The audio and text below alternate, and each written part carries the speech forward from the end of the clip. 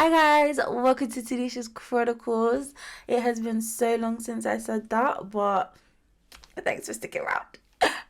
I know I've been inconsistent, but life has been changing. Like I've moved homes, I've changed jobs, I've gone from Miss to Mrs. Yes, I'm a wife. And it's just been a journey. And now the journey is even journeying even more because tomorrow your girl's having heart surgery. And I thought, what better time to come back than now?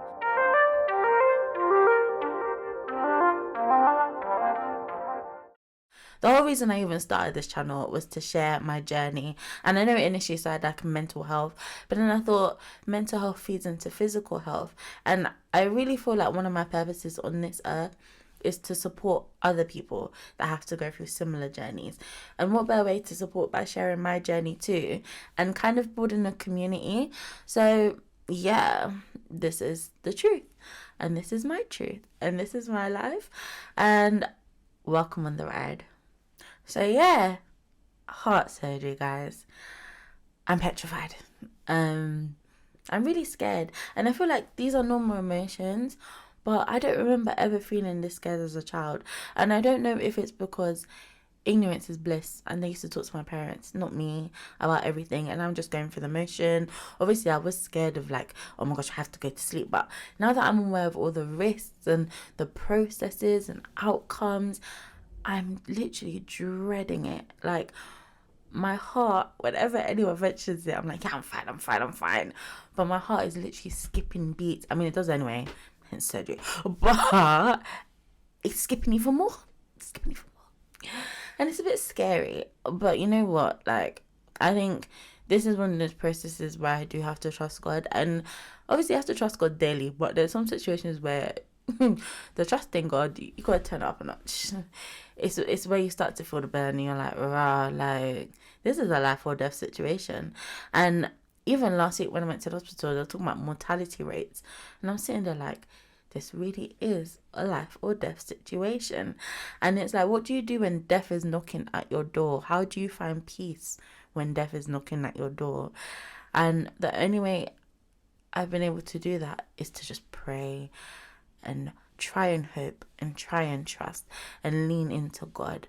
There's been so many people rallying around me, praying and fasting, and I'm so grateful for everyone. And it's just been so trialing. But it's also okay to be scared, and I think that's also what I'm trying to grasp or battle with. Like the Tanesha that's like, yeah, nah, I'm okay, man. I'm a real G. Keep it real. You know what I mean? And then there's the inner child me that's like, I feel scared. I feel alone. I feel like nobody else understands. Everybody can see it and be like, yeah, you're going to be fine. But they're not the actual ones that are going under the anesthetic, that are having to feel the pain maybe when they wake up. And yeah, it's just really scary. But I'm really just trying to allow that inner child to find its way to God our Father, because He is our Father in the end. And yeah, man, perfect love casts out all fear, and His perfect love will cast out my fear. Amen. Hallelujah. Same way when I think about all the people in the Bible that were scared, even if it doesn't say that they were scared, they were human, they had to be scared. I'm thinking, you had the 3 Hebrew boys up in the fire. You had Moses, who was scared to go lead the children of Israel. You had Daniel, who almost got, well, not almost, where am I going? I'm tired. Who did get thrown into a lion's den. You had Jonah, who was in the belly of a whale. He got told to go where, and he was scared, but he showed up. You had, actually his was a bit more than fear, but let's stay for another day. You had so many people in the Bible who were scared, but God pulled through each and every time. And you know what I love, especially about the 3 Hebrew boys? They said, even if he does not, I will still trust him. And I think that's what I need to understand, that God's will is perfect in every which way, and I'm trying to lean into that. And I'm also trying to be practical too. So like, even just doing this video, I think it's trying to reclaim that fear in a way of, let's put it into creativity, let's take people on my journey, let's help other people while I'm still scared, and let other people, especially the kids and the young people, know it's okay to be scared in this situation. But lean into your friends, lean into your family, lean into God. I know that there's things, and the doctors are there to support you, hospitals there to support you, nurses are there to support you, everyone's there to support you. And I think those are things that I have to kind of remember for myself. They don't want it to go bad, especially if it goes bad, it's going to look bad on them because I can sue in it. So of course they don't want it to go bad. So they're going to do everything in their best ability to make it go good. And these are things I have to tell myself. And then on top of that, I've even made a list of things that I want to do when my heart feels better. I ain't gonna read out that list now, but it's kind of giving me things to look forward to kind of just feel a bit better coming out on the other end of this. But yeah, this is just the beginning. I'm going to be taking you guys through the surgery itself, and then afterwards just like a mini vlog, if you will. And yeah, so I hope you do find some sort of inspiration or some sort of blessing from this, and see you guys on the other side. Bye guys. Bye. Yeah, it's been like 5 weeks and a bit since I was discharged from hospital. It's been like 7 weeks since the actual heart surgery. I did the before, and I'm guessing you've watched the before, so this is now the after. So yeah, let's get into the story time. So on the 28th of February, I had my heart surgery or procedure, where they fed something through my groin to my heart, so up through the right side. That's the key information, by the way, the right side, up through to the heart, and they replaced my valve that way, or they put a new valve into the valve I already have. I think I've already spoken about my heart condition before, so you might want to go back and watch that video, but I just have to have my valve replaced every few years, because it starts to get blocked up and narrow. But yeah, so the surgery went fine. Well, the heart part of the surgery went fine, and I woke up the next day, not the next day, wow, what is wrong with me? It's really early in the morning. I woke up and a bit drowsy, you know, but I was fine. Like, I had so much energy, people were coming to visit me, like my family was there, husband's family was there, well, they are my family too, and we were just laughing, chatting. Like, I had energy, I was eating, not the hospital food, but I was trying to eat, you know, whatever, cool. But then I started coughing up blood. I did. And, you know, if someone coughs up blood, you know something's wrong. But apparently, nothing was wrong. Every doctor was saying you're fine. Then the surgeon actually came that did the surgery the next morning. And he said, so he was like, yeah, he was a bit boastful, to be fair. He was like, yeah, the heart surgery went so well, you know, we managed to do more than we thought we could do in regards to, like, reducing pressures in your heart, and so on and so on. I don't really actually know what he was on about, but I just nodded and said, cool, whatever, like, lovely, like, we all praise be to God. But then my dad brought up the fact that I was coughing up blood, and the doctor goes, well, that looks like stale blood. More time, you would even think, stale blood or not, I wasn't coughing up blood before the surgery, and now I'm coughing up blood, something's wrong. But he still said, no, she's fine, we can still send her home later on, because it was only supposed to be 24 hours that I was supposed to stay in hospital. And my dad and my husband were like, hold up, no, she's not going home, she's coughing up blood. See me, I'm a little bit soft. I'm like, yeah, I'm okay. And my dad and my husband were getting annoyed because I was like, yeah, I got a bit of chest pain, but I'm okay. And they're like, no, we got to push, you'll stay in the hospital. So I'm like, oh, cool, I just want to go home, guys. So I started to get a little bit deflated, but I wasn't as deflated as yet. I just was like, okay, another 24 hours and maybe I can go home. Cool. So I started to have chest pains. I'm still coughing up blood. When I say I'm coughing up rich blood clots, like, my chest is hurting, coughing all of this up. It's like every 2 to 5 minutes I'm coughing. It was really bad, and everyone's still telling me I'm fine. Even out some of the nurses that were on shift that day, they were like, no, it's still blood. I get it, they have to agree with the doctor, but we move. Anyway, I got a new nurse the day after, the 29th, this is the 30th of, no, there's not 30 days in February, Tanesha. This was the 2nd of March. So on the 2nd of March, I got a new nurse for the day shift, and she was like, Tanesha, that looks like fresh blood.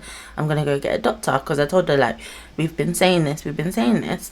So she got a different doctor, And some people might not think that this is an important detail, but I think this is a very important detail. The doctor that she got was black and female. The other doctors were not. That's what I'm going to say on that matter. Anyway, so this doctor believed me. She sent pictures to the surgeon that had done the procedure. She then sent for scans. She had discussions. She was actually really concerned and showed genuine concern. Kept checking up on me. Kept asking me about pain. Kept reviewing my symptoms. Kept taking new pictures every time I coughed blood.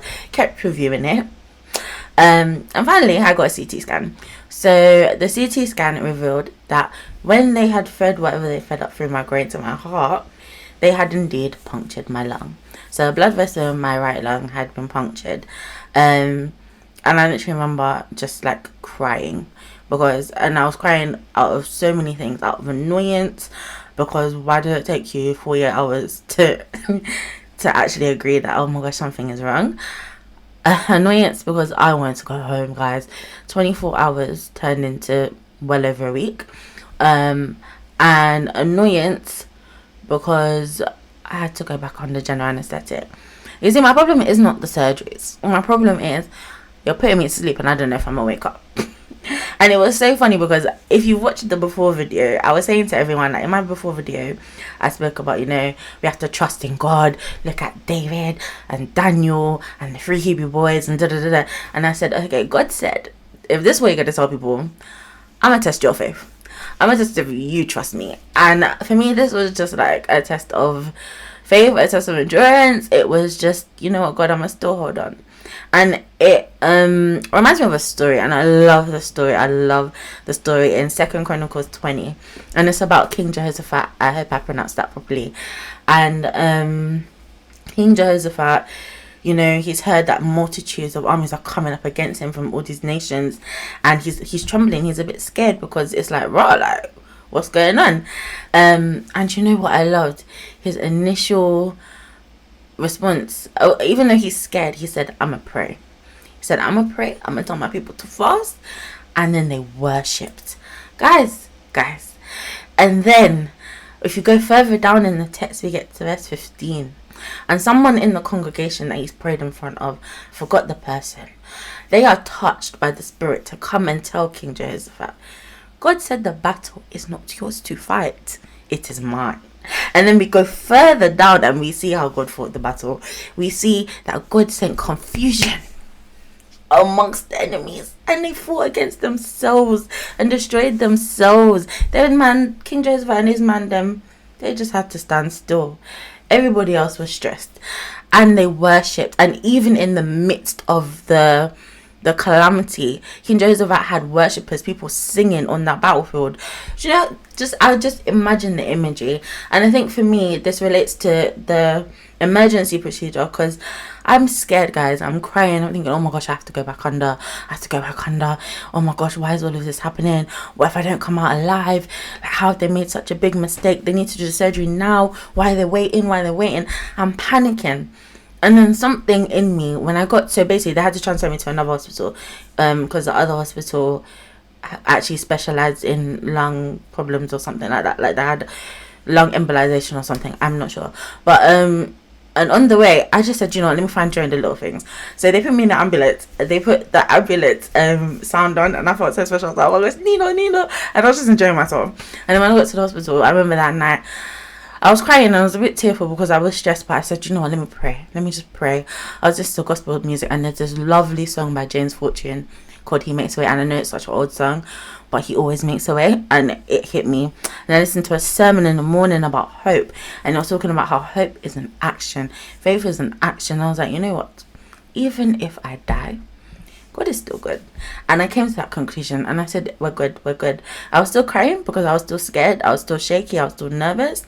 But I don't know what it is, guys, and how I can explain how fear and calm, I know you might think that they can't exist in the same room, but even though I was a bit shaky and crying, I trusted God. I remember, just before I went in for the emergency procedure, me and my husband were talking, and all I wanted was to isolate, you know.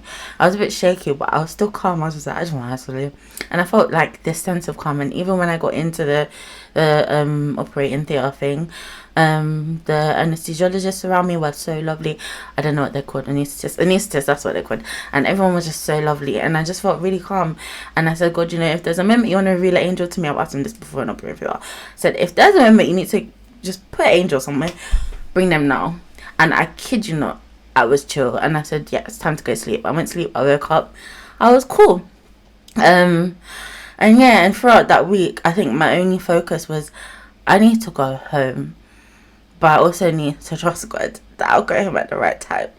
And it was just, okay, it's cool, like, this is not your battle, Tanesha, just chill, just go with the ride. So people, I have the most loving friends, the most loving family. People came around me every day. My husband, real ride or die.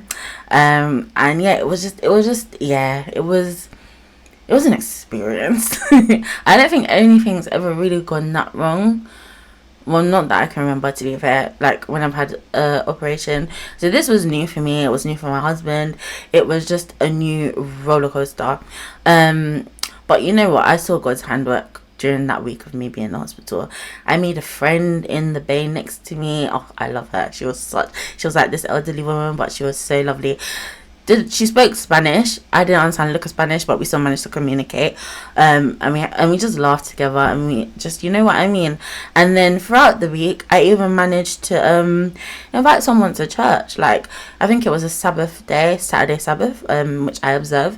And I remember I had my Bible with me at the hospital, and I was watching church online because I couldn't be there. And this guy comes in, and he was one of the cleaners, and he was like, oh, you're Christian. And I was like, yeah, I am. And he was like, what church? Like, he was like, it's Saturday. I was like, yeah, I'm watching church right now. And he was like, you're Adventist, because I'm Seventh-day. I grew up Seventh-day Adventist. And I said, well, yeah, I grew up Seventh-day Adventist. He was like, I love that church. And I was like, oh my gosh, you should come back. You know, and I was just explaining to him, I was talking to him about God and faith and having a relationship with God. And I said to myself, maybe that's why God got me here. You never know. Just to witness to that one man save your life, share the word of God. Maybe that's why God kept me here. Because I think somewhere, a lot of our tests and trials don't even about us. They might be there, but they might not even be about us. So, you know, I was just learning a lot of things about myself throughout that week. How to be a witness to others, how to trust God, how to also show up for myself, but show up for others around me. Yeah, it was a very trying time. But yeah, I think I've been recovering. Recovery hasn't been easy, especially mentally. You'll think physically, but mentally, being at home, not being at work, having people, like, in the first few weeks, I can be very hyper independent, and I hate people running around me. So having people, to rely on people, I really struggle with that sometimes. So yeah, it's just been a real roller coaster, and I've just thought maybe God's teaching me patience. Oh wow, English loves to fail me when I turn this camera on, but maybe God's teaching me patience, teaching me hope, teaching me that faith is an action, teaching me to drop my pride and allow people to help me. Like, there's so many lessons I think, I wouldn't say I've learned because it's a process, but I'm learning. And yeah, I just want to thank God for bringing me through that situation. And just, yeah, man, emotions are normal. It's okay to be scared. It's okay to be sad. It's okay to be distraught, especially if things don't look like going your way. But I think the biggest thing is to just focus on God and what God's doing. And I bet he's going to put me in another situation now because I've said this. Anyways, it's okay. It's okay. I don't know what else to say. But thanks for listening to my video. Thanks for listening to my story time. Thank you for all the support. Please continue to support, like, comment, and subscribe. And I'll see you in the next video. Bye.